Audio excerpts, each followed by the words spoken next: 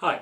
The great thing about collecting cameras is it doesn't really matter what your budget is. It can start from 50 pence. There is something out there which is interesting to buy and to collect. Which brings me to one of the most popular cameras of all time, was what you will recognise here as the humble Brownie box camera. I call it the humble Brownie, but the box camera, obviously for obvious reasons, it's shaped like a box, did more to popularise photography than any other camera.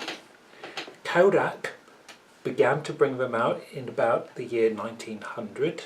In order to appeal to children, they started branding them as a Kodak Brownie, and brownies were little characters in a children's book in the United States, and they advertised the cameras with illustrations from these books. And the cameras were about the cheapest camera you could buy, so you could afford just about to buy one for a child, and it popularised photography. The shape is all to do with the fact you need a good space from the focusing point to the lens. The film's here inside and the lens. A lot of people, when they first are looking at box cameras in car boot sales and in antique shops, etc., they think the lens is missing because, for example, on this one there's no lens. That is because the lens is actually inside. I can click the shutter, a simple but effective spring shutter is still working, and you can just about see the lens. This is a very basic model. I think this could be about 1918, 1920. It takes 620 film. The early Kodaks all took 120, and Kodak brought out a slightly different, it's the same width, but the spool inside is slightly different. Kodak had a habit of bringing out new films, a bit like printer cartridges. A new film meant a new camera.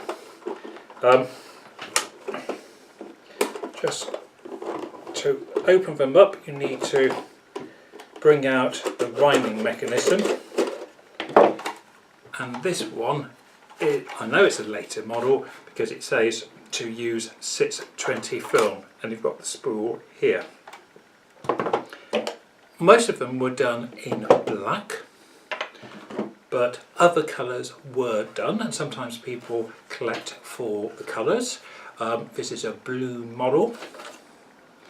Kodak was one of the biggest manufacturers, but the design was picked up by people like Ensign, Coronet, Zeiss in Germany did a fantastic one. The Agfa is nice. You will find the European models and even some of the Japanese models will take 120 film, where the majority of Kodaks take 620. Of course, 620 isn't available any longer, although you can wind the film off. If you've got a couple of 620 spools, the film will fit on, so you have to rewind a film on, and then you can put it into a camera. As I said, that's a basic model. They went on from about 1900 till the early 50s. I think the last model, I'm sure someone out there will say I'm wrong, but I think the last model was about 1955-56, was the Model E. This little number here, you can see this is trying to be a bit more sophisticated. There's almost like a face around the camera. To use these, you would actually stand up and you look down, and there's two viewfinders. There's one here and there's one there. So I can look and take portrait, or I can turn it and take landscape.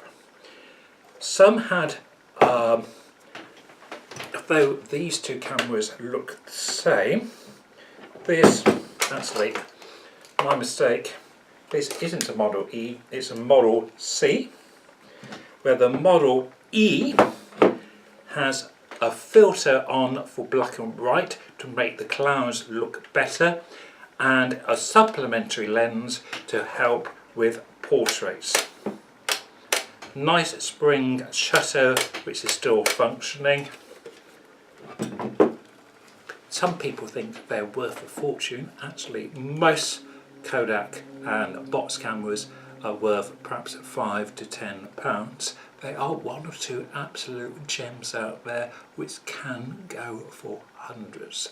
So, you know, have a look out there. They are highly collectible in that they are interesting and accessible, and photography wouldn't have become as popular as it did was it not for the humble but highly effective box camera.